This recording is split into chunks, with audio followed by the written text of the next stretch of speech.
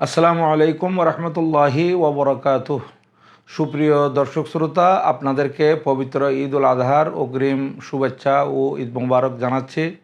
আমরা ইতিমধ্যে ইসরায়েলি পণ্য বর্জন করে এসেছি এবং আপনাদের প্রতি আবারও আবেদন রাখব, পবিত্র মাহে জিলহজ্জাতুল হারামের মধ্যে কোরবানি আমরা দিয়ে থাকি জিলহজ চাঁদের 10 তারিখ।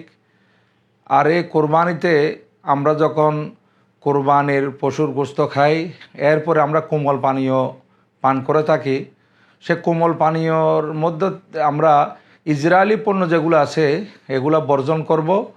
বিশেষ করে ফান্তা, কোক, 7 আপ, কোকাকোলা এগুলো আমরা পান করব না, কারণ এরা আমাদের মুসলমান ভাইদেরকে মারতেছে, আমাদের সাথে ব্যবসা করতেছে, আমাদের থেকে টাকা নিয়ে ওরা বলিষ্ঠ হচ্ছে এবং শক্তিমান হচ্ছে এবং অস্ত্র কিনতেছে, আর সে অস্ত্র ব্যবহার করতেছে আমরা মুসলমানের বিরুদ্ধে।